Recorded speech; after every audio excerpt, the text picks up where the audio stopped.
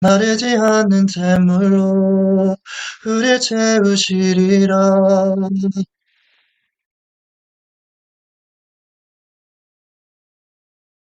이런 복음을 읽고 기도드리고 작은 작은 삶 주 뜻대로 사는 것.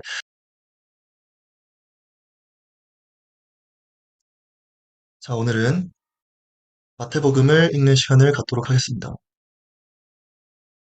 지금부터 마태복음을 읽고 기도드리고 오늘 방송은 마무리하겠습니다. 마태복음 21장 말씀. 예루살렘으로 가심. 그들이 예루살렘 가까이 와서 감람산 기슭 벳바게에 이르렀을 때 예수님이 두 제자를 보내시며 이렇게 말씀하셨다. 너희는 맞은편 마을로 가거라. 거기에 가면 나귀 한 마리가 나귀 새끼와 함께 매어 있을 것이다. 그 나귀들을 풀어서 끌고 오너라.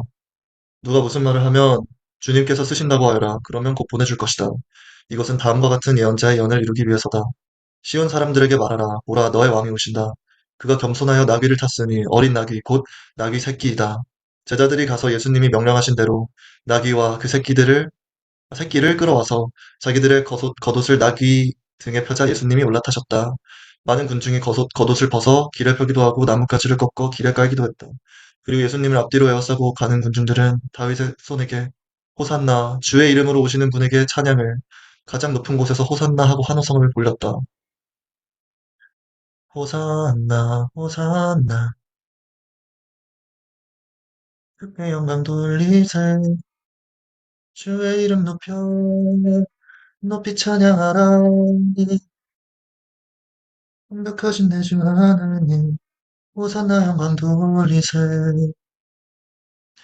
예수님이 예루살렘에 들어가시자 온 시내가 떠들썩하며 이분이 누구요? 하고 물었다. 그러자 군중들은 갈릴리 나사렛에서 오신 예언자 예수님이십니다. 하고 대답하였다. 예수님은 성전에 들어가 거기서 매매하는 사람들을 다 쫓아내시고 돈 바꿔주는 사람들과 상과 비둘기 파는 사람들의 의자를 둘러엎으셨다. 그리고 그들에게 내 성전은 기도하는 집이다 라고 성경에 쓰여 있는데 너희들은 이 집을 강도의 소굴로 만들었다 하고 말씀하셨다. 성전 안에 있던 소경들과 절뚝발이들의 예수님께 나오자 예수님은 그들을 고쳐주셨다.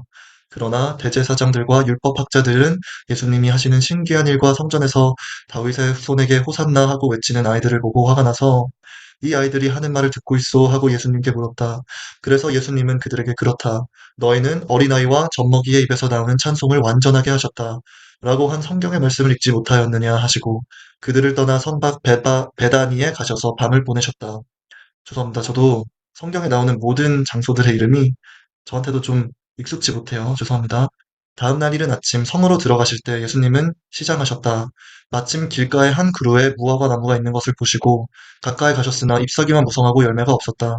예수님이 그 나무를 향해 내가 다시는 열매를 맺지 못할 것이다 하시자 나무가 곧 말라버렸다. 제자들이 이것을 보고 놀라 어떻게 무화과 나무가 갑자기 말라버렸습니까? 하고 물었다. 그래서 예수님은 이렇게 대답하셨다. 내가 분명히 말하지만 너희가 의심하지 않고 믿기만 하면 내가 그 무화과 나무에게 한 일을 너희도 할 수 있다. 그뿐 아니라 이 산을 향하여 땅에서 들려 바다에 빠져라 하여도 그대로 될 것이다. 너희가 기도할 때 무엇이든지 믿고 구하는 것은 다 받을 것이다. 유대인의 올무. 예수님이 성전에서 가르치고 계실 때 대제사장들과 장로들이 와서 당신은 무슨 권한으로 이런 일을 하고 있소? 누가 당신에게 이런 권한을 주었소? 하고 따져 물었다. 그때 예수님이 대답하셨다. 나도 한 가지 묻겠는데 너희가 대답하면 내가 무슨 권한으로 이런 일을 하는지 말하겠다. 요한의 세례가 어디서 왔느냐? 하나님에게서 왔느냐 아니면 사람에게서 왔느냐? 그러자 그들은 만일 하나님에게서 왔다고 하면 왜 그를 믿지 않았느냐 할 것이고 그렇다고 사람에게서 왔다고 하자니 모든 사람들이 요한을 예언자로 여기고 있으므로 백성들이 두렵다 하고 서로 의논하다가 우리는 모르겠소 하고 대답하였다. 그래서 예수님은 그들에게 나도 무슨 권한으로 이런 일을 하는지 말하지 않겠다 하고 다시 이렇게 말씀하셨다. 너희는 어떻게 생각하느냐? 어떤 사람에게 두 아들이 있었다. 그가 먼저 맏아들에게 예, 오늘 포도원에 가서 일하여라 하였으나 그는 예, 알겠습니다 하고는 가지 않았다. 그가 둘째 아들에게도 가서 같은 말을 했는데 그는 싫습니다 하고 거절하였으나 뒤에 뉘우치고 갔다. 이 둘 중에 누가 아버지에게 순종하였느냐? 그들이 둘째입니다 하고 대답하자 예수님이 말씀하셨다. 내가 분명히 말해두지만 세무원에 너희보다 먼저 하나님의 나라에 들어간다. 요한이 와서 올바른 길을 가르쳤으나 너희는 믿지 않았고 세모왕과 땡땡들은 믿었다. 그리고 너희는 보고도 끝내 뉘우치지 않고 그를 믿지 않았다. 또 다른 비유를 들겠다. 어떤 사람이 포도원을 만들었다. 그는 포도원 둘레에 울타리를 치고 그 안에 포도즙 틀을 놓고 망대를 세운 후 농부들에게 새로 주고 멀리 여행을 떠났다.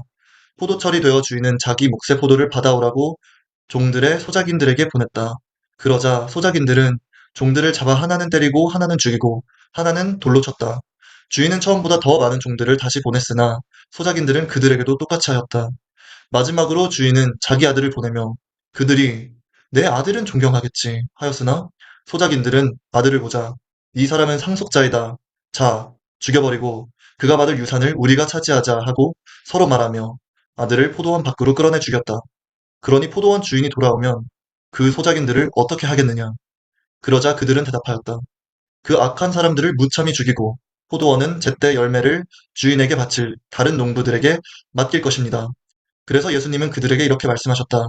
너희는 건축자들이 버린 돌이 집 모퉁이의 머릿돌이 되었으니 이것은 주께서 행하신 것이요 우리 눈에 신기한 일이다 라고 한 성경 말씀을 읽지 못하였느냐? 그러므로 내가 너희에게 말해둔다. 너희는 하나님의 나라를 빼앗기고 그 나라에 합당한 생활을 하는 백성이 그 나라를 얻을 것이다. 이 돌 위에 떨어지는 사람은 깨어질 것이며 이 돌이 사람 위에 떨어지면 그를 가루로 만들어 버릴 것이다. 대제사장들과 바리새파 사람들은 이 비유가 자기들을 두고 한 말인 줄 알고 예수님을 잡아가려고 하였으나 군중이 예수님을 예언자로 여기기 때문에 두려워서 잡지 못하였다. 마태복음 22장 말씀. 참고로 바이블닷컴에 들어가시면 모든 성경을 공짜로 보실 수 있습니다. 여기서는 이제 처음부터 예전에 Old Testament 구약부터 해서 여기 마태복음부터가 뉴 테스트먼트 신약이에요. 그래서 굳이 성경을 구매를 안 하셔도 이렇게 웹사이트에 들어오셔서 읽으실 수 있고요. 그리고 U 버전 이 바이블은 플레이스토어, 앱스토어에 들어가셔서도 공짜로 다운받으시고 공짜로 모든 분들이 성경을 읽으실 수 있어요. 그래서 여기서 읽으실 때 KLB, 한국어에서 KLB 성경을 읽으셔야 가장 쉽고 이해가 쉬우실 거예요. 저같이 미국 생활을 하다 온 사람도 이해하기가 쉽습니다. 이게 현대인의 성경이거든요.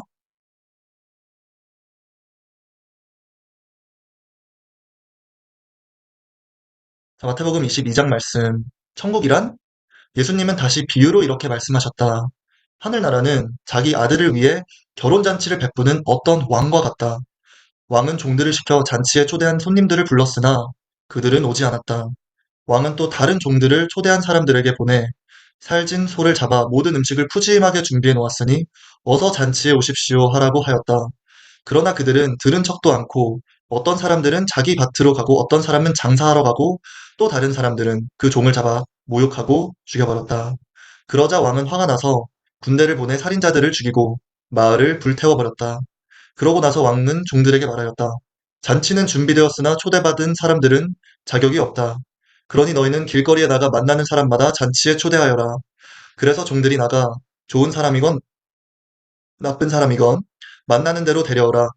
만나는 대로 데려오자 잔치 자리가 가득 찼다. 왕이 손님들을 보려고 들어갔다가 예복을 입지 않은 한 사람을 보고 그대는 어째서 예복도 입지 않고 여기 들어왔는가 하고 묻자 그는 아무 대답이 없었다. 그때 왕은 종들에게 이 사람의 손발을 묶어 바깥 어두운 곳에 던져라. 거기서 통곡하며 이를 갈 것이다 하였다. 이와 같이 초대받은 사람은 많지만 선택받은 사람은 적다. 그때 바리새파 사람들이 어떻게 하면 말로 예수님을 함정에 빠뜨릴 수 있을까 하고 의논한 후에 자기들의 제자들을 헤롯 당원들과 함께 예수님께 보내 물어보게 하였다. 선생님, 우리가 알기에 선생님은 진실하시고 진리대로 하나님의 교훈을 가르치시며 사람의 겉모양을 보지 않으시기 때문에 누구에게도 꺼리낌이 없으십니다. 그래서 선생님의 의견을 듣고자 합니다. 로마 황제에게 세금을 바치는 것이 옳습니까? 옳지 않습니까? 그러자 예수님은 그들의 간교한 생각을 하시고 위선자들아, 왜 나를 시험하느냐? 세금으로 바치는 돈을 내게 보여라.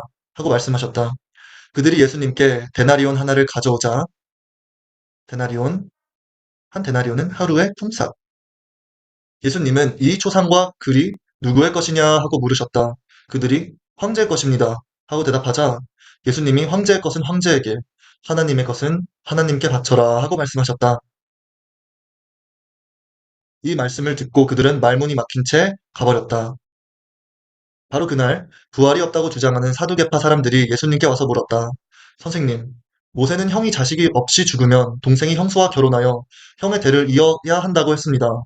우리 이웃에 7형제가 있었는데 맏이 결혼하여 살다가 자식 없이 죽고 그 동생이 형수와 살게 되었습니다. 그러나 둘째도 자식 없이 죽었고 셋째에서 일곱째까지 모두 그렇게 되었으며 끝내는 그 여자도 죽었습니다. 이렇게 7형제가 모두 한 여자와 살았으니 부활할 때 그 여자는 누구의 아내가 되겠습니까? 그래서 예수님은 그들에게 이렇게 대답하셨다.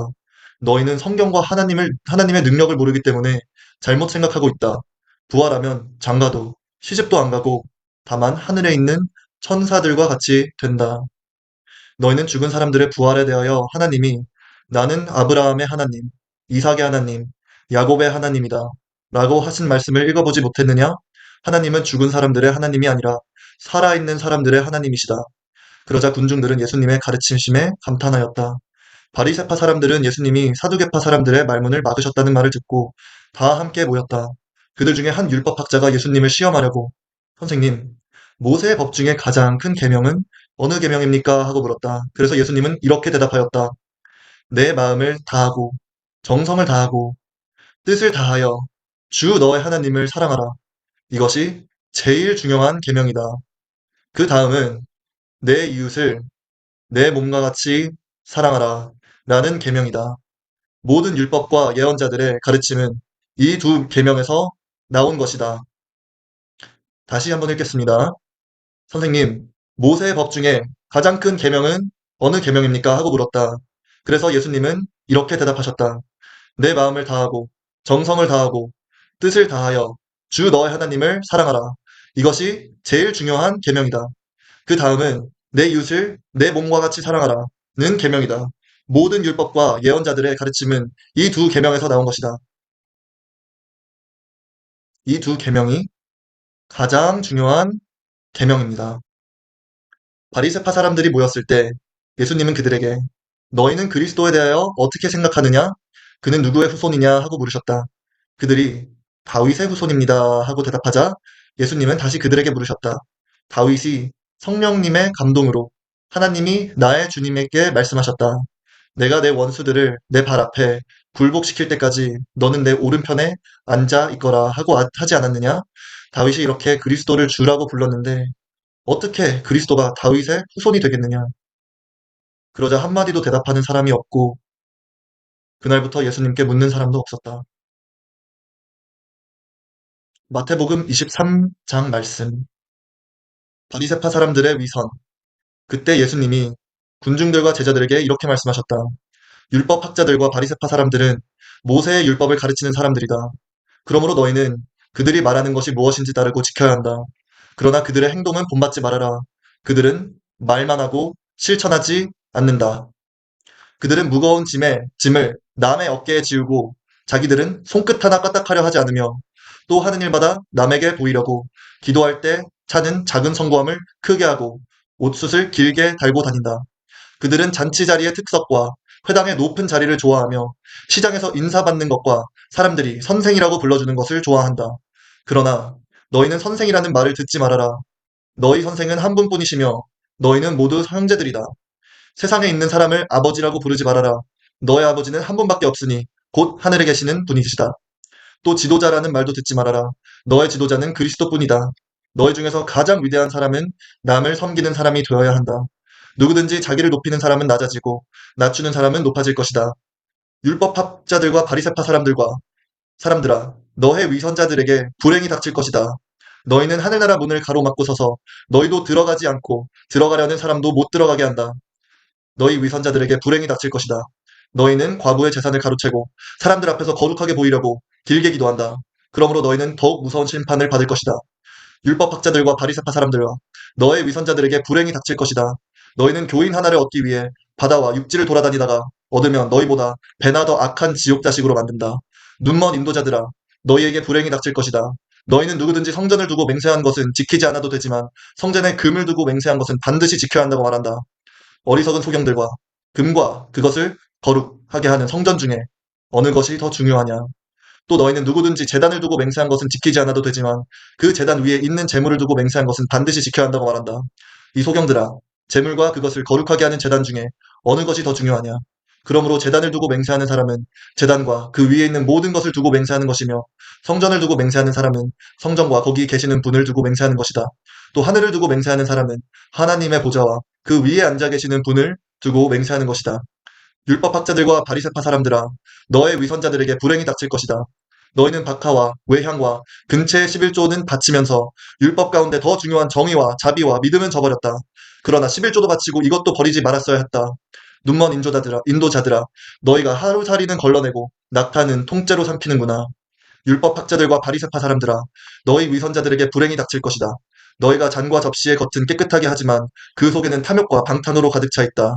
눈먼 바리새파 사람들아, 너희는 먼저 잔과 접시의 속을 깨끗이 하여라. 그러면 겉도 깨끗해질 것이다. 율법학자들과 바리새파 사람들아, 너의 위선자들에게 불행이 닥칠 것이다. 너희는 화칠한 무덤과 같은 자들이다. 화칠한 무덤은 겉은 아름답게 보이지만 속은 해골과 더러운 것으로 가득 차 있다. 이와 같이 너희도 겉으로는 사람들에게 의로운 것처럼 보이지만 속에는 위선과 죄로 가득 차 있다. 율법학자들과 바리새파 사람들아, 너의 위선자들에게 불행이 닥칠 것이다. 너희가 예언자들의 무덤을 꾸미고 의로운 사람들의 기념비를 세우며 우리가 조상들의 시대에 살았더라면 예언자들을 죽이는 악한 일에 가담하지 않았을 텐데 하고 말하니 결국 너희는 예언자들을 죽인 사람들의 후손임을 스스로 증거하고 있다. 이제 너의 조상들의 악한 일을 마저 채워라. 이 뱀들아, 독사의 자식들아, 너희가 어찌 지옥의 심판을 피할 수 있겠느냐? 그러므로 내가 너희에게 예언자들과 지혜 있는 사람들과 율법학자들을 보내겠다. 그러나 너희는 그들 중 어떤 사람들을 죽이거나 십자가에 못 박고 또 어떤 사람들은 회당에서 채찍질하고 이 마을 저 마을로 쫓아다니며 괴롭힐 것이다. 그래서 죄 없는 아벨의 피로부터 성전과 제단 사이에서 너희가 죽인 바랴가의 아들 사랴가의 피까지 땅에 흘린 의로운 사람들의 모든 피에 대한 형벌이 너희에게 내릴 것이다. 내가 분명히 말해두지만 바로 이 세대가 이 모든 죄값을 치르게 될 것이다. 예루살렘아, 예루살렘아, 내가 예언자들을 죽이고 하나님이 보내신 사람들을 돌로 치는구나. 암탉이 병아리를 날개 아래 품듯 내가 내 자녀를 모으려고 한 적이 몇 번이냐. 그러나 너희가 원치 않았다. 이제 너희 집이 버림받아 황폐해질 것이다. 내가 분명히 말해둔다. 너희가 주의 이름으로 오는 자가 복이 있다 할 때까지 다시는 나를 보지 못할 것이다.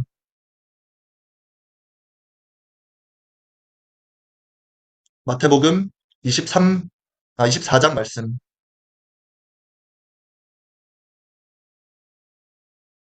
미래에 대한 예언. 예수님이 성전에서 나가실 때 제자들이 와서 예수님께 성전 건물을 보이려고 하자 예수님이 그들에게 말씀하셨다. 내가 분명히 말해둔다. 너희가 보고 있는 이 건물이 돌 하나도 제대로 얹혀 있지 않고 다 무너져 내릴 것이다. 예수님의 감람산에 올라앉으셨을 때 제자들이 조용히 와서 물었다. 언제 이런 일이 일어나겠습니까? 또 주님이 오시고 세상이 끝날 때의 징조는 무엇입니까? 그래서 예수님은 제자들에게 이렇게 대답하셨다. 너희는 아무에게도 속지 않도록 주의하라. 많은 사람들이 내 이름으로 와서 내가 그리스도이다 하고 말하며 많은 사람들을 속일 것이다. 또 난리와 전쟁 소문을 듣더라도 두려워하지 말아라. 그런 일이 반드시 일어나야 하지만 끝은 아직 아니다. 민족과 민족이, 나라와 나라가 서로 맞서 싸울 것이며 곳곳에 기근과 지진이 있을 것이다. 그러나 이 모든 것은 고통의 시작에 지나지 않는다. 그때에 너희는 사람들에게 잡혀 고통을 당하다가 죽을 것이며 나 때문에 모든 민족에게 미움을 받을 것이다. 또 많은 사람들이 믿음에서 떠나 서로 배반하고 서로 미워할 것이며 많은 거짓 예언자들이 일어나 많은 사람을 속일 것이다. 그리고 악이 점점 더함으로 많은 사람들의 사랑이 식어질 것이다. 그러나 끝까지 견디는 사람은 구원받을 것이다. 이 하늘나라의 기쁜 소식이 온 세계에 전파되어 모든 민족에게 증거가 될 것이니 그제서야 세상이 끝날 것이다. 그러므로 너희는 예언자 다니엘을 통해 말씀하신 대로 멸망케 하는 흉측한 것이 거룩한 곳에서 선 것을 보거든 읽는 사람은 깨달아라. 그때 유대에 있는 사람들은 산으로 도망하여라. 지붕 위에 있는 사람은 집안의 물건을 가지러 내려가지 말고 들에 있는 사람은 겉옷을 가지러 집으로 돌아가지 말아라. 그때 아이벤 여자들과 젖먹이가 딸린 여자들은 불행할 것이다. 너희는 도망하는 일이 겨울에 안식일에 일어나지 않도록 기도하여라. 세상이 창조된 이후 이제까지 없었고 앞으로도 없을 큰 고난이 그때 있을 것이다. 만일 이 고난의 기간이 줄이지 않았더라면 아무도 살아남지 못할 것이다. 그러나 선택된 사람들을 위해 그 기간이 줄어들 것이다. 그때 너희에게 그리스도가 여기 있다 저기 있다 하여도 믿지 말아라. 거짓 그리스도와 거짓 예언자들이 일어나 큰 기적과 놀라운 일을 행하여 할 수만 있으면 선택된 사람들까지 속이려고 할 것이다. 듣거라. 내가 너희에게 미리 말해둔다. 사람들이 너희에게 그리스도가 광야에 있다 해도 너희는 나가지 말고 골방에 있다 해도 믿지 말아라. 번개가 동쪽에서 서쪽까지 번쩍이듯 나도 그렇게 올 것이다. 시체가 있는 곳에는 독수리가 모여들기 마련이다. 그 고난의 기간이 지나면 해가 어두워지고 달이 빛을 내지 않을 것이며 별들이 떨어지고 천체가 뒤흔들릴 것이다. 그때 내가 온다는 징조가 하늘에 나타날 것이니 세상의 모든 민족이 통곡할 것이다. 그들은 내가 구름을 타고 능력과 큰 영광으로 오는 것을 보게 될 것이다. 내가 큰 나팔 소리와 함께 천사들을 보낼 것이며 그들은 하늘 이 끝에서 저 끝까지 사방에서 선택된 사람들을 모을 것이다. 무화과 나무의 비유를 배워라. 가지가 연해지고 잎이 돋으면 여름이 가까운 줄 알지 않느냐? 이와 같이 너희도 이런 일들이 일어나는 것을 보거든 내가 문 밖이 가까이 온 줄 알아라. 내가 분명히 말해둔다. 이 세대가 지나가기 전에 이 모든 일이 반드시 일어날 것이다. 하늘과 땅은 없어질지라도 내 말은 결코 없어지지 않을 것이다. 그러나 내가 오는 그날과 시간은 아무도 모른다. 그러나 내가 오는 그날과 시간은 아무도 모른다. 하늘의 천사들과 아들도 모르고 오직 아버지만이 아신다. 내가 올 때에는 세상이 노아의 시대와 같을 것이다. 홍수 이전 사람들은 노아가 배에 들어가는 날까지 먹고 마시며 장가가고 시집가다가 홍수가 나서 그들을 다 쓸어버릴 때까지도 그런 일이 일어나리라고는 전혀 예상하지 못했다. 마찬가지로 내가 올 때에도 그럴 것이다. 그때 두 사람이 들에 있어도 하나는 데려가고 하나는 버려둘 것이며 두 여자가 맷돌을 갈고 있어도 하나는 데려가고 하나는 버려둘 것이다. 그러므로 깨어 있어라. 어느 날에 너의 주님이 오실지 너희는 알지 못한다. 그러나 너희는 이것을 명심하라. 만일 집주인이 밤에 도둑이 드는 시간을 알았다면 깨어있다가 집에 도둑이 침입하지 못하게 했을 것이다. 그러므로 너희도 준비하고 있어라. 생각지 않은 때에 내가 올 것이다. 충성스럽고 지혜로운 종이 되어 주인이 맡긴 집안 사람들에게 제때의 양식을 나눠줄 사람이 누구냐? 주인이 돌아와서 그 종이 그렇게 하는 것을 보면 그 종은 정말 행복한 사람이다. 내가 분명히 말하지만 주인이 그의 모든 재산을 그 종에게 맡길 것이다. 그러나 그 종이 악하여 속으로 내 주인은 오래 있다가 오실 것이다. 라고 생각하여 함께 있는 종들을 때리고 술 친구들과 어울려 먹고 마신다면 어떻게 되겠느냐? 어느 날 생각지 않은 시간에 갑자기 그 종의 주인이 와서 그를 사정없이 때리고 위선자들과 똑같이 심판할 것이다. 거기서 그는 통곡하며 이를 갈 것이다. 마태복음 25장 말씀. 천국 비유. 그때 하늘나라는 마치 저마다 등을 가지고 신랑을 맞으러 나간 열 처녀와 같을 것이다. 열 처녀 중에 다섯은 어리석고 다섯은 슬기로웠다. 어리석은 처녀들은 등을 가졌으나 기름이 없었고 슬기로운 처녀들은 등에 기름을 채워두었다. 그러나 신랑이 늦도록 오지 않자 처녀들은 모두 졸다가 잠이 들었다. 그런데 한밤중에 자, 신랑이 온다. 맞으러 나오너라 하고 외치는 소리가 들렸다.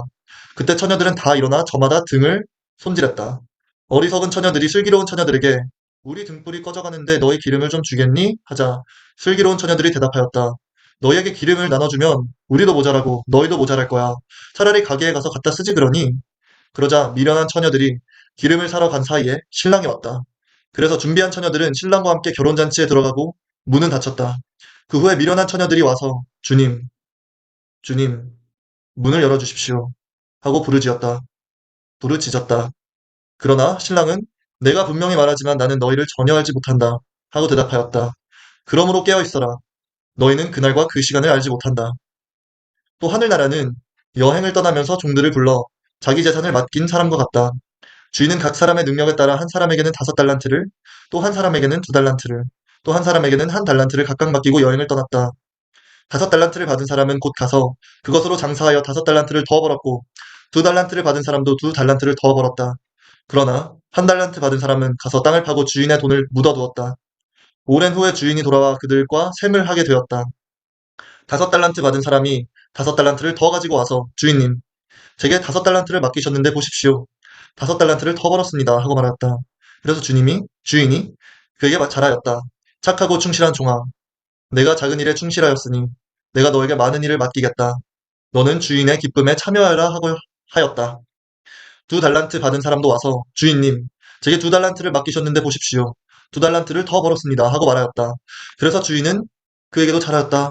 착하고 충실한 종아. 내가 작은 일에 충실하였으니 내가 너에게 많은 일을 맡기겠다. 너는 주인의 기쁨에 참여하라 하였다. 그런데 1달란트를 받은 사람은 와서 주인님, 저는 주인님이 아무 수고도 하지 않고 남이 심고 뿌려놓은 것을 거둬들이는 지독한 분으로 알았습니다. 그래서 저는 두려워서 주인님의 돈을 땅 속에 묻어두었다가 가져왔습니다. 보십시오. 주인님의 돈이 여기 있습니다. 하였다. 그때 주인이 이렇게 대답하였다. 악하고 게으른 종아, 내가 나를 그런 사람으로 알았느냐? 그렇다면 내 돈을 은행에 맡겼다가 내가 돌아왔을 때 이자와 원금을 함께 받도록 했어야 하지 않았느냐? 그가 가진 한 달란트를 빼앗아 10달란트 가진 사람에게 주어라. 누구든지 있는 사람은 더 받아 넘치게 되고 없는 사람은 있는 것마저 빼앗길 것이다. 이 쓸모없는 종을 바깥 어두운 곳에 내쫓아라. 거기서 통곡하며 이를 갈 것이다. 내가 영광 중에 모든 천사들과 함께 와서 내 영광의 보좌에 앉을 것이다. 그리고 모든 민족을 내 앞에 모으고 목자가 양과 염소를 갈라놓듯 사람들을 갈라놓아 양은 오른편에 염소는 왼편에 세울 것이다. 그때 왕이 오른편에 있는 사람들에게 내 아버지의 복을 받은 사람들아 와서 세상이 창조된 때부터 너희를 위해 준비된 나라를 물려받아라. 너희는 내가 굶주릴 때 먹을 것을 주었고 목마를 때 마실 것을 주었으며 나그네 되었을 때 너희 집으로 맞아들였고 벗었을 때 입을 것을 주었고 병들었을 때 간호해 주었으며 갇혔을 때 찾아주었다고 말할 것이다. 그러면 이로운 사람들이 주님, 언제 우리가 주님의 굶주린 것을 보고 음식을 대접하였으며 목마르신 것을 보고 마실 것을 드렸습니까? 언제 우리가 주님이 나그네 되신 것을 보고 우리 집으로 맞아들였으며 벗으신 것을 보고 입을 것을 드렸습니까? 또 언제 우리가 주님이 병드신 것을 보고 간호해 드렸으며 갇혔을 때 찾아갔습니까? 하고 말할 것이다. 그때 왕은 그들에게 내가 분명히 말하지만 너희가 이들 내 형제 중에 아주 보잘것 없는 사람 하나에게 한 일이 바로 내게 한 일이다. 하고 말할 것이다. 그런 다음 그는 왼편에 있는 사람들에게 저주받은 사람들아 너희는 내게서 떠나 마귀와 그 부하들을 위해 준비된 영원한 불에 들어가거라. 너희는 내가 굶주릴 때 먹을 것을 주지 않았고 목마를 때 마실 것을 주지 않았으며 나그네 되었을 때 너희 집으로 맞아들이지 않았고 벗었을 때 입을 것을 주지 않았으며 병들고 갇혔을 때 돌보지 않았다고 말할 것이다. 그러면 그들도 주님 언제 우리가 주님이 굶주린 것이나 목마른 것이나 나그네 되신 것이나 벗으신 것이나 병드신 것이나 갇히신 것을 보고 돌보지 않았습니까? 하고 말할 것이다. 그때 왕은 그들에게 내가 분명히 말하지만 너희가 이 보잘것없는 사람 하나하나에게 하지 않은 일이 곧 내게 하지 않은 일이다. 하고 말할 것이다. 그렇게 해서 이 사람들은 영원한 형벌을 받는 곳에, 의로운 사람들은 영원한 생명을 누리는 곳에 들어갈 것이다. 마태복음 26장 말씀, 배신. 예수님은 이 모든 말씀을 마치시고 제자들에게 너희도 알다시피 이틀만 지나면 6월절이다. 나는 사람들의 손에 넘어가 십자가에 못 박힐 것이다 하고 말씀하셨다. 그 무렵 대제사장들과 백성의 장로들이 대제사장 가야바의 집들에 모여 예수님을 교묘하게 잡아죽일 방법을 의논하였다. 그러나 그들은 군중들이 난동을 일으킬지도 모르니 명절에는 하지 말자 하였다. 예수님이 베다니에 있는 문둥병자 시몬의 집에 계실 때 한 여자가 예수님께 값진 향유 한 병을 가지고 와서 식탁에 앉으신 예수님의 머리에 부었다. 그러나 제자들은 이것을 보고 분개하며 무엇 때문에 이렇게 낭비하시오? 이 향유를 비싼 값에 팔아 그 돈을 가난한 사람들에게 줄 수도 있지 않았소? 하였다. 그러자 예수님은 그들의 생각을 아시고 이렇게 말씀하셨다. 왜 그 여자를 괴롭히느냐? 그녀는 나에게 좋은 일을 하였다. 가난한 사람은 항상 너희와 함께 있으나 나는 너희와 항상 함께 있는 것이 아니다. 이 여자는 내 몸에 향유를 부어 내 장례를 준비하였다. 내가 분명히 말해둔다. 세상 어디든지 이 복음이 전파되는 곳에는 이 여자가 한 일도 알려져서 사람들의 기억에 남을 것이다. 그때 12제자 중에 하나인 가룟 유다가 대제사장들에게 가서 내가 예수를 당신들에게 넘겨주면 얼마를 주겠소? 하고 묻자 그들은 은화 30개를 세워주었다. 그때부터 유다는 예수님을 넘겨줄 기회를 찾기 시작하였다. 누룩 넣지 않은 빵을 먹는 명절인 무교절의 첫날에 제자들이 예수님께 와서 주님이 잡수실 6월절 음식은 어디다 마련할까요? 하고 물었다. 그러자 예수님이 말씀하셨다. 너희는 성 안에 들어간 한 사람에게 가서 우리 선생님이 자기 때에 가까우므로 제자들과 함께 댁에서 6월절을 지키겠다고 하십니다. 하여라. 그래서 제자들은 예수님이 일러주신 대로 6월절을 준비하였다. 날이 저물자 예수님은 12제자와 함께 식탁에 앉아 음식을 잡수시면서 내가 분명히 말하지만 너희 중 하나가 나를 팔아넘길 것이다 하고 말씀하셨다. 제자들이 매우 슬퍼하며 저마다 주님, 저는 아니지요? 하고 묻자 예수님이 이렇게 말씀하셨다. 나와 함께 그릇에 손을 넣는 그 사람이 바로 나를 팔 사람이다. 나는 성경에 기록된 대로 죽지만 나를 파는 사람에게는 불행이 닥칠 것이다. 그 사람은 차라리 나지 않았더라면 좋았을 것이다. 그때 예수님을 팔아넘길 유다가 선생님, 저입니까? 하고 묻자 예수님은 그렇다 하고 대답하셨다. 그들이 먹을 때 예수님은 빵을 들어 감사기도를 드리고 떼어서 제자들에게 주시며 자 받아 먹어라. 이것은 내 몸이다 하고 말씀하셨다. 또 잔을 들어 감사기도를 드리신 후 제자들에게 주시며 말씀하셨다. 모두 이 잔을 마셔라. 이것은 많은 사람의 죄를 용서하기 위해 흘리는 내 계약의 피다. 내가 분명히 말해두지만 내 아버지의 나라에서 너희와 함께 새 것으로 마시는 그날까지 내가 결코 포도나무에서 난 것을 마시지 않을 것이다. 그들은 찬송을 부르고서 감람산으로 갔다. 그때 예수님은 제자들에게 이렇게 말씀하셨다. 오늘 밤 너희는 모두 나를 버릴 것이다. 성경에도 내가 목자를 칠 것이니 양떼가 흩어질 것이다 라고 쓰여 있었다. 그러나 내가 다시 살아나 너희보다 먼저 갈릴리로 가겠다. 베드로가 예수님께 모든 사람이 다 주님을 버린다 해도 저는 절대로 주님을 버리지 않겠습니다 하자 예수님이 베드로에게 내가 분명히 너에게 말하지만 바로 오늘 밤 닭 울기 전에 내가 3번이나 나를 모른다고 말할 것이다 하셨다. 그러나 베드로는 내가 주님과 함께 죽는 한이 있더라도 절대로 주님을 모른다고 하진 않겠습니다 하고 장담하였다. 그리고 다른 제자들도 다 그렇게 말하였다. 예수님의 기도. 예수님은 제자들과 함께 겟세마네라는 곳으로 가셨다. 거기서 제자들에게 내가 저기 가서 기도하는 동안 너희는 여기 앉아 있거라 하시고 베드로와 세베대의 2 아들만 데리고 가셨다. 예수님은 몹시 괴로워하시며 그들에게 지금 내 마음이 너무나 괴로워 죽을 지경이다. 너희는 여기 머물러 나와 함께 깨어 있어라 하시고 조금 더 나아가 땅에 엎드려 이렇게 기도하셨다. 아버지, 할 수만 있다면 이 고난의 자들 내게서 거두어 주십시오. 그러나 내 뜻대로 마시고 아버지의 뜻대로 하십시오. 그리고 예수님은 세 제자에게 돌아와 그들이 잠든 것을 보시고 베드로에게 말씀하셨다. 너희가 1시간도 나와 함께 깨어있을 수 없느냐? 시험에 들지 않도록 정신 차려 기도하라. 마음은 간절하지만 몸이 약하구나. 예수님은 2번째 가셔서 아버지, 내가 마시지 않고는 이 잔이 내게서 떠날 수 없다면 아버지의 뜻대로 하십시오 하고 기도하신 후 다시 돌아와 보니 그들은 몹시 피곤하여 또 자고 있었다. 예수님은 그들을 그냥 두고 3번째 가셔서 같은 말씀으로 기도하셨다. 그리고 제자들에게 돌아와 이렇게 말씀하셨다. 너희가 아직도 자고 있느냐? 이제 때가 왔으니 내가 죄인들의 손에 넘어가게 될 것이다. 일어나거라. 가자. 나를 팔아넘길 사람이 가까이 왔다. 예수님의 말씀이 미처 끝나기도 전에 12제자 중에 하나인 유다가 왔다. 그리고 대제사장들과 장로들이 보낸 많은 무리도 칼과 몽둥이를 들고 같이 왔다. 유다는 내게 예수님에게 입을 맞출 테니 그를 붙잡으시오 하고 그들과 미리 암호를 짜둔 후 곧 예수님께 나아와 선생님 안녕하십니까? 하며 예수님께 입을 맞췄다. 예수님이 유다에게 친구야. 내가 하고자 하는 일을 어서 하여라 하시자 그들이 달려들어 예수님을 붙잡았다. 그때 예수님의 곁에 섰던 한 사람이 칼을 빼어 대제사장의 종을 쳐서 그의 귀를 잘라버렸다. 그래서 예수님이 그에게 말씀하셨다. 내 칼을 도로 칼의 집에 꽂아라. 칼을 쓰는 사람은 다 칼로 망한다. 내가 아버지께 청하기만 하면 12개 여단의 군대보다 더 많은 천사들을 당장 보내주실 수 있다는 것을 너는 모르느냐?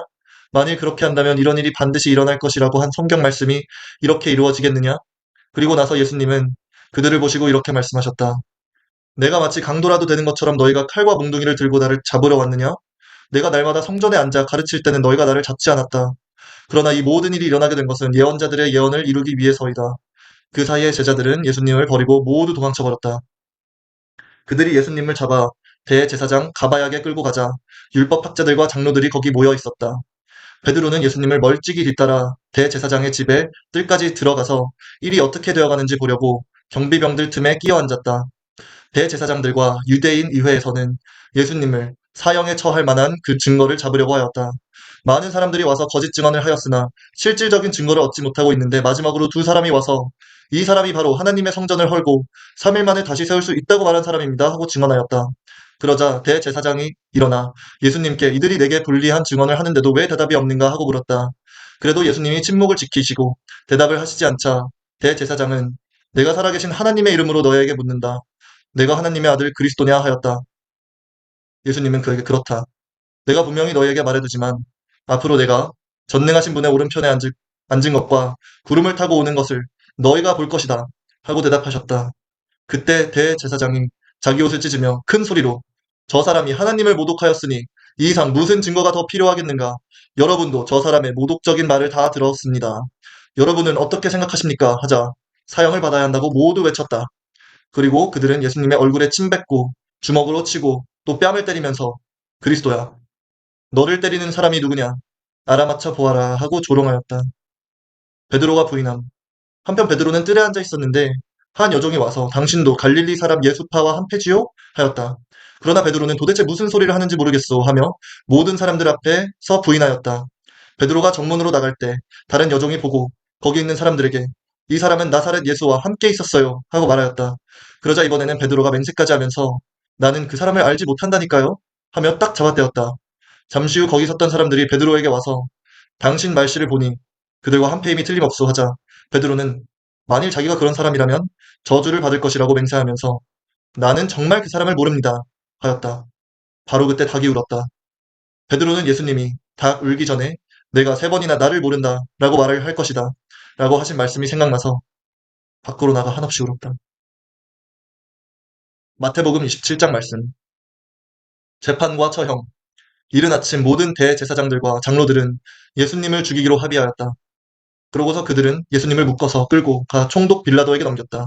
그때 예수님을 팔아넘긴 유다는 예수님께 사형 선고가 내린 것을 보고 뉘우쳐 은화 30개를 대제사장들과 장로들에게 돌려주며 내가 죄 없는 사람을 죽이려고 팔았으니 정말 큰 죄를 지었소 하였다.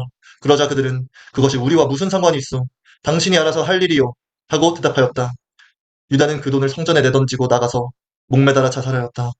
대제사장들은 그 돈을 주어 이 돈은 핏값이므로 성전 금고에 넣을 수는 없다 하고 의논한 후 그 돈으로 토기장이의 밭을 사서 나그네의 묘지로 삼았다. 그리하여 사람들은 오늘날까지도 그 밭을 피바지라고 부른다.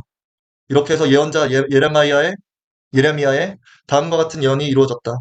그들은 이스라엘 백성이 사람들의 몸값으로 정한 은화 30개를 받아 주께서 나에게 명령하신 대로 토기장이의 빚을 사는 값으로 주었다.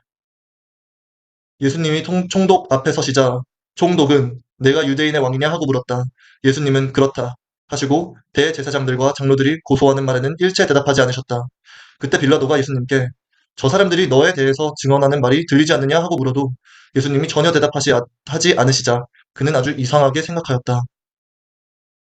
명절이 되면 총독이 백성이 원하는 죄수 하나를 석방하는 전례가 있었다. 그때 바라바라는 소문난 죄수가 있었다. 빌라도는 모든 군중들에게 여러분 누구를 도와줄까요? 바라바요 아니면 그리스도라는 예수요 하고 물었다. 빌라도는 유대인 지도자들이 예수님을 시기하여 자신에게 넘겨준 것을 잘 알고 있었다. 빌라도가 재판석에 앉아 있을 때 그의 아내가 사람을 보내 이런 말을 전했다. 당신은 그 죄 없는 사람에게 상관하지 마세요. 지난밤 꿈에 내가 그 사람 때문에 많은 고통을 받았어요. 그러자 대제사장들과 장로들은 군중들을 설득하여 바라바는 놓아주고 예수님은 죽이라고 요구하라 하였다. 그때 총독이 그들에게 물었다. 여러분, 두 사람 중에 누구를 놓아주었으면 좋겠소? 바라바를 놓아주시오. 그러면 그리스도라는 예수는 어쩌란 말이오? 그들은 모두 대답하였다. 십자가에 못 박으시오. 이유가 무엇이오? 이 사람이 무슨 죄를 지었소?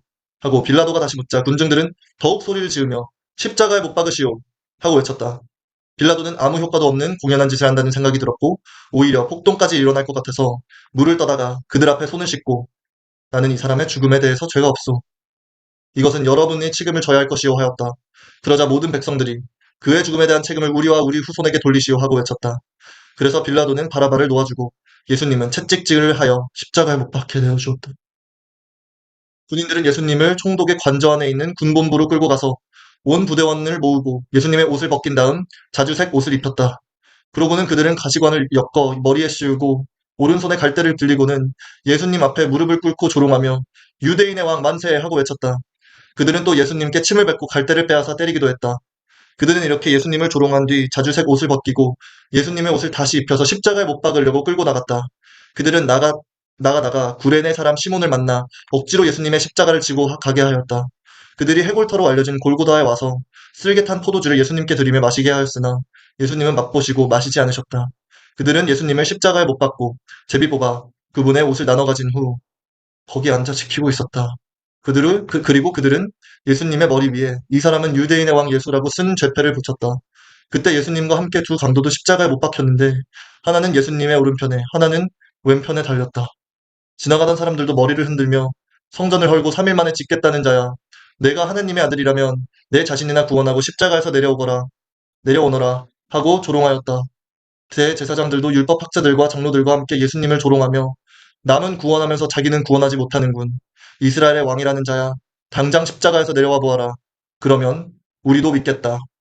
하나님을 믿고 또 자기가 하나님의 아들이라 했으니 하나님께서 기뻐하신다면 이제 구원하실 테지. 하였고 함께 못 박힌 강도들도 그와 같이 예수님을 욕하였다. 죽음과 장사. 낮 12시부터 오후 3시까지 온 땅이 어두워졌다. 오후 3시부터 예수님은 큰 소리로 엘리 엘리 라마 사박다니 하고 외치셨다.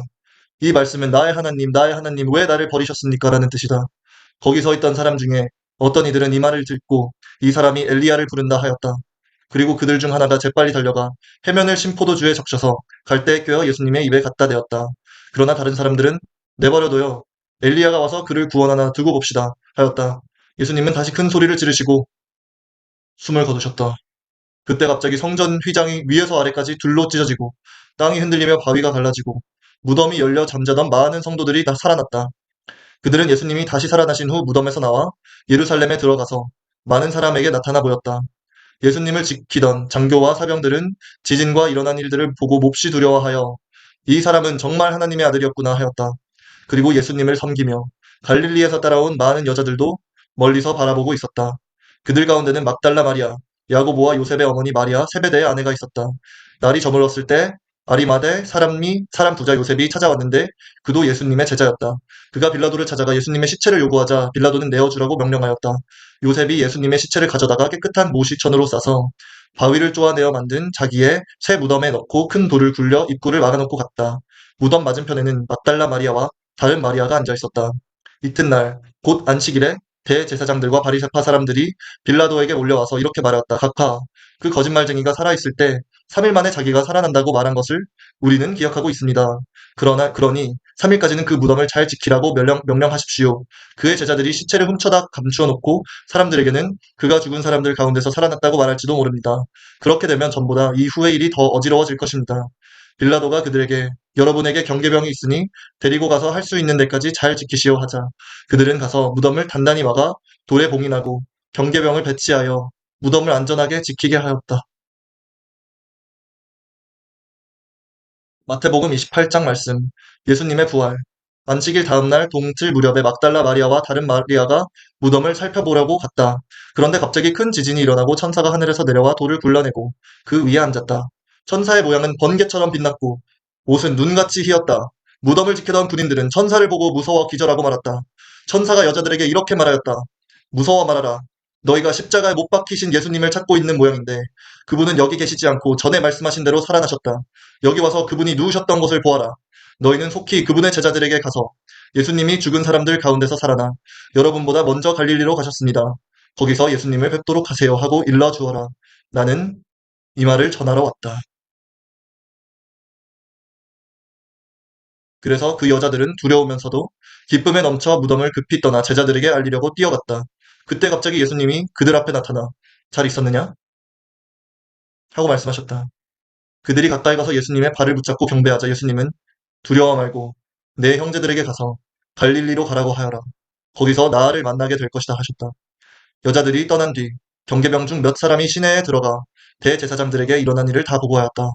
대제사장들은 장로들과 함께 모여 의논하고 군인들에게 많은 돈을 주면서 말하였다. 당신들은 예수의 제자들이 밤에 와서 우리가 잠든 사이에 시체를 훔쳐갔다고 말하시오.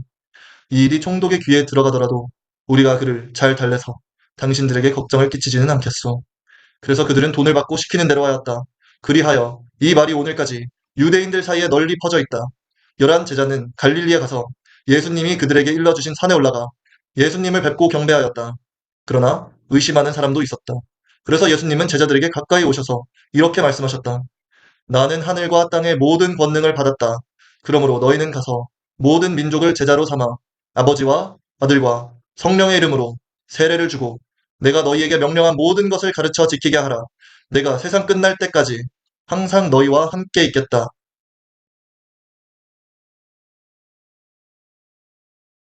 마태복음 끝.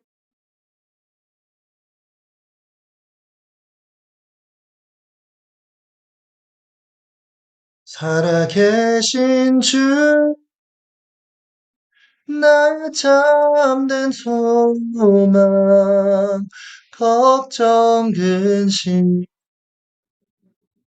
전혀 없네. 사랑해 주는 갈 길인도 아니 내 모든 삶의 기쁨을 충만하네.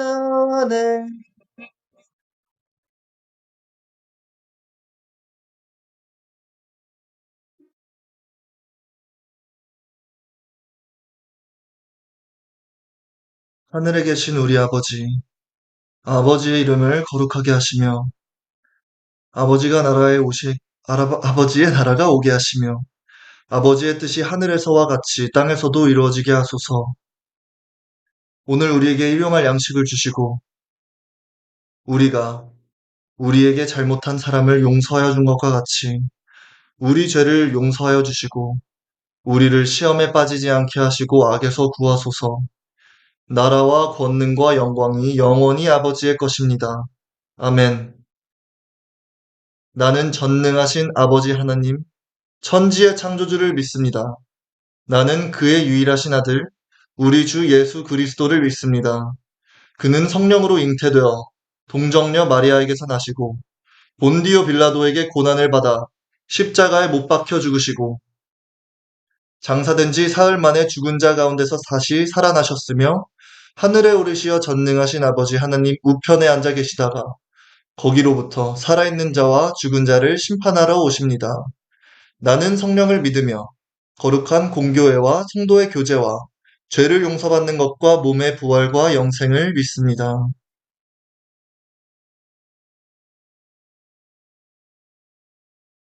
성부, 성자, 성령의 이름으로 기도드립니다.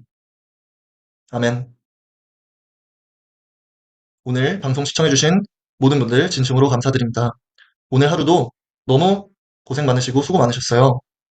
오늘 일찍 주무시고 오늘 밤 아주 평안한 마음으로 행복한 기쁨 가득한 꿈 꾸시고 그리고 꿈에서 깨셨을 땐 다음날 하루가 너무나 희망이 넘치고 빛이 여러분을 인도하는 그런 하루가 되시길 진심으로 기도드립니다. 그리고 바랍니다. 하나님 사랑, 은혜 많이 받으세요, 여러분. 안녕히 주무세요.